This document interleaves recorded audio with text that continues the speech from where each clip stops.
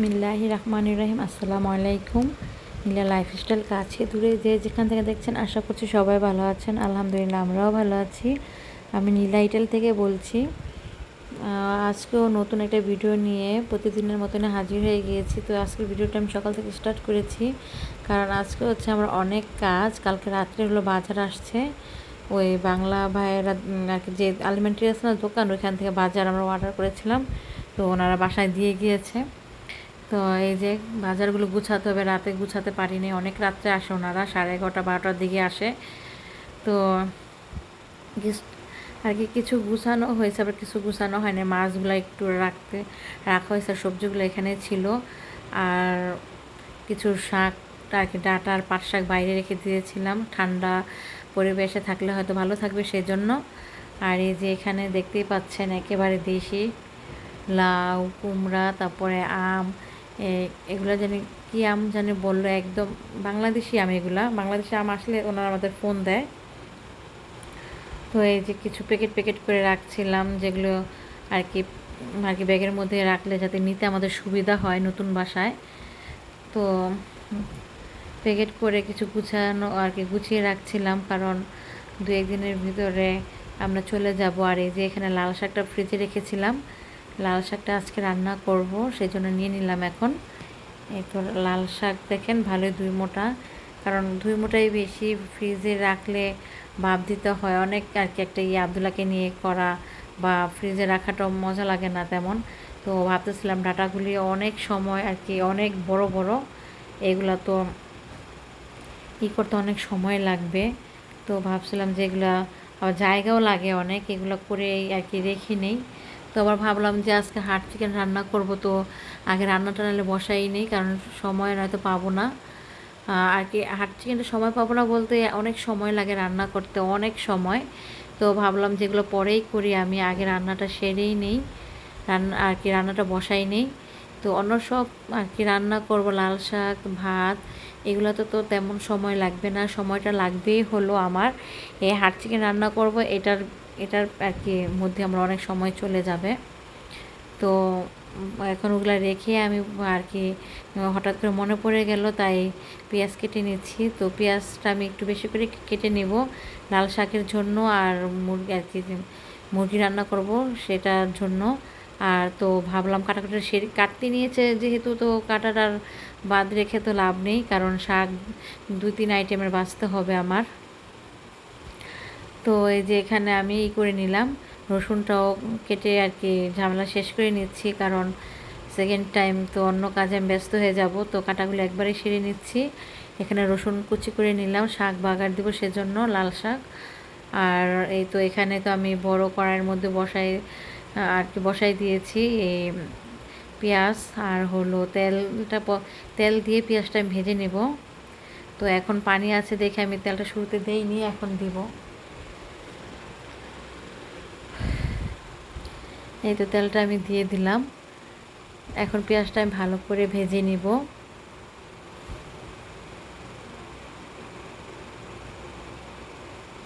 তো পেঁয়াজটা অনেক ভাজা সুন্দর হয়ে গেছে।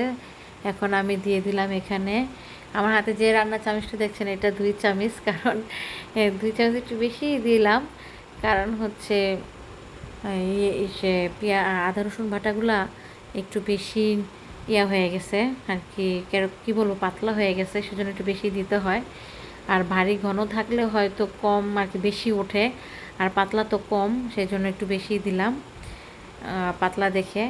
যাই হোক, এখানে কষানোর পরে পেঁয়াজের সাথে ভাজার পরে আদা রসুন বাটাটা, তারপর দিয়ে দিলাম হলুদ ফাঁকি, মরিচ ফাঁকি, ধনিয়া ফাঁকি দিয়ে এখন, আর সাথে তো লবণ আছেই, দিয়ে আমি সুন্দর করে এখন এটাকে একবারে সুন্দর করে কষাই নেব, একদম ভুনা ভুনা করে নেব মশলাটা সুন্দর করে কষানোর পরেই এই যে দেখেন, মনেই থাকে না আমার দারচিনি এলাচি আমি ধুয়ে রেখে দিয়েছি, কিন্তু মনেই নেই দেওয়ার। তো এখন মনে পড়লো, এখানে গেলাম তো দেখি এখন মশলাটা দেওয়াই হয়নি, তার জন্য তাড়াহুড়ার কাজ একটু এরকমই ভুল হয়ে যায়। তো মশলাটা দিয়ে সুন্দরভাবে আমি কষাই নিচ্ছি অনেকক্ষণ। তারপরে দিয়ে দিলাম হাট চিকেন, যেটা ওই যে শক্ত মুরগি বলে সেটা। তো দেখেন বড় পাতিলার মধ্যে রান্নালে একটাই সুবিধা, রান্না আর কি ধরতে লাড়াচাড়া করতে সুবিধা, বা চতুর্দিকে কম ছিটে। প্রতিদিনই মোছা হয় কিন্তু ছিটলে আর কি একটু বেশি বিচ্ছিরি দেখা যায়। আবার মনে করেন বেশি ঘ্রাণ, মশলার তেলগুলো ছিটলে তো ঘ্রাণ বেশিক্ষণ থাকে রুমের মধ্যে, তো একটু কম ছিটলেই ভালো। আর পরিষ্কার করতে সুবিধা হয়। এই যে আমার চিকেনটা আমি বসাই দিছি, এখন যখন ভালো করে বলক আসবে তখন মশলাটা মাংসর ভিতরে ধরে যাবে। হলুদ হলুদ মরিচ যাই বলেন না কেন, এখন একটু সাদা সাদা লাগছে, একটু পরে ঠিক হয়ে যাবে। আর এই যে এখানে আমি লাল শাকগুলো গোড়াগুলো ফেলে নিয়েছি। এখন এই যে লাল শাকগুলো দেখেন বড় পাতিলার মধ্যে নিয়ে প্রথম ভিজানো হয়েছে। ভিজানো বলতে অনেকক্ষণ আমি ভিজিয়ে রেখেছি। এখনই আমি সুন্দর করে ধুয়ে নিব, যতক্ষণ পর্যন্ত বালু না সরে ততক্ষণ পর্যন্ত আমি সুন্দর করে ধুবো। দেখেন পাতলাটা খুব বড় আর অনেক পানি আছে কিন্তু এটার মধ্যে, দেখেন কি বালু জমে আছে। আমি দেখাইতে চেয়েছিলাম আবার দেখালাম না। ওই যে এত ধার বালু, ধারণার বাইরে, অনেক ধার বালুগুলা। তো এই যে এখানে আবার পানি নিয়ে নেব, আবার এক এক করে এরকম কয়েকবার করে আমি ধুয়ে নেব। এখন ওই বলার মধ্যে পানি দিয়ে ভিজিয়ে রেখেছিলাম ধোয়ার জন্য, তো ধুয়ে নিলাম। তো আমি শাক ধুতে ধুতে আপনাদের সাথে একটা রিকোয়েস্ট করে নিচ্ছি, যদি আমার আজকের এই ভিডিওটা আপনাদের ভালো লেগে থাকে অবশ্যই সাবস্ক্রাইব করবেন, লাইক করবেন, কমেন্টস করে জানাবেন আজকের আমার এই ভিডিওটা আপনাদের কাছে কেমন লাগলো। আর অবশ্যই পাশে থাকে বেল বাটনটা প্রেস করে রাখবেন, যখনই আমি নতুন কোনো ভিডিও আপলোড করব আপনাদের কাছে নোটিফিকেশনটা চলে যাবে। অনেক ঝটপট করতেছিলাম, আবার আবদুল্লাহকে খাওয়াতে হবে, সেজন্য একটু আর কি তাড়াতাড়ি করার চেষ্টা করছি। কারণ আবদুল্লাহ তো সকালে একবারে একসাথে খাবার খাই না, একটাও পাউরুটি খেতে পারে না, এরকম অবস্থা, তো একটু পরপর খাওয়াতে হয়। এই যে শাকগুলো আমি কেটে নিয়েছি, সুন্দর করে কুচি কুচি করে কেটেছি। আমি ধোয়ার আগে সব সময় ধোয়ার আগেই কাটি, ধুয়ে কাটি না, কোনো সময় আমি ধুয়ে কাটি না, আগে ধুই তারপরে কাটি। আর এই যে আবদুল্লাহ আমার পাশেই আছে, কান্না করতেছে, ঘুম আসছে।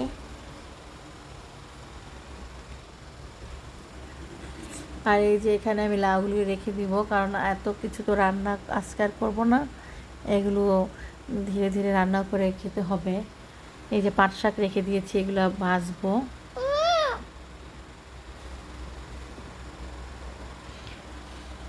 ডাটাগুলো রেখে দিলাম, পরে বেছে নিব, অবশ্য এখন না। এই তো সবগুলো ফ্রিজে রেখে দিয়েছি। আবার দেখি ভাবছিলাম যে একবার ওই বাসায় রেখে আসবো, তো আবার ভাবলাম যে ডাটাগুলো ছিলতে হবে, তখন আবার নিয়ে আসবে, একটা ঝামেলা হয়ে যাবে, তো একেবারেই রাখবো, এখন এখানেই রাখি।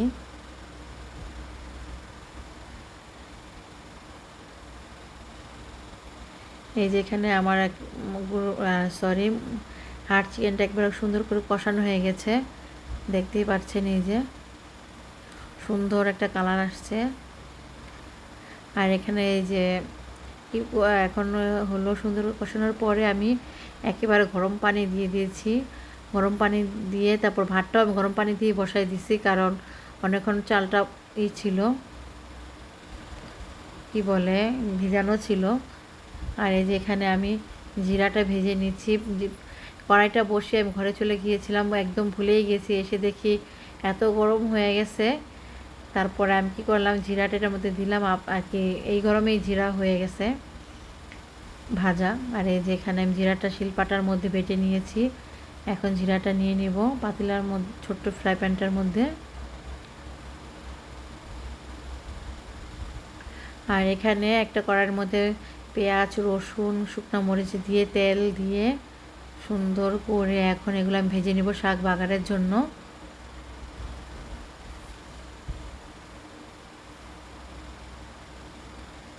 আর এখানে আমি মুরগির গোশতে 3-4টা কাঁচামরিচ দিয়ে দিয়েছি, আর শাকেও দিয়েছি কাঁচামরিচ, কিন্তু একেবারে ঝাল নেই, একদম ঝাল ছাড়া,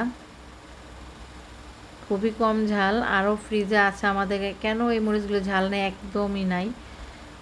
এইগুলো তো যাও হালকা একটু নিচের সাইডে পাওয়া যায়, আর ঘরে যেগুলো আছে ওগুলো তো একেবারেই পাওয়া যায় না।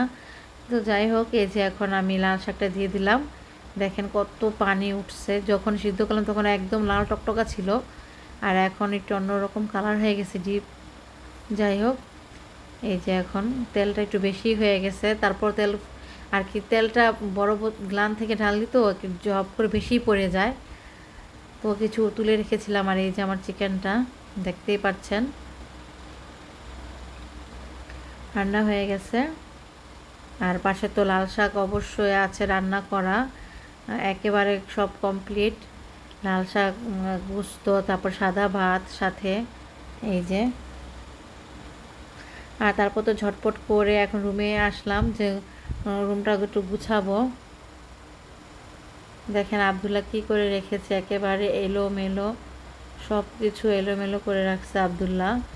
এখন এগুলো আমার ঝটপট করে গুছাতে হবে, সব কিছু ফেলে রাখে। তো যাই হোক, না খেলাধুলা করলে আবার আমি কাজগুলো করতে পারতাম না সঠিকভাবে। তো ঝটপট করে আমি এখন এগুলো করে নেবো, আর চুলাটা ঠান্ডা হলে মুছে নিব। এখন আর করব না, এখন ঘরের কাজগুলি সারি, তারপরে ওগুলো করে নিব। ঘরের কাজ তো প্রায় বেশিরভাগই শেষ।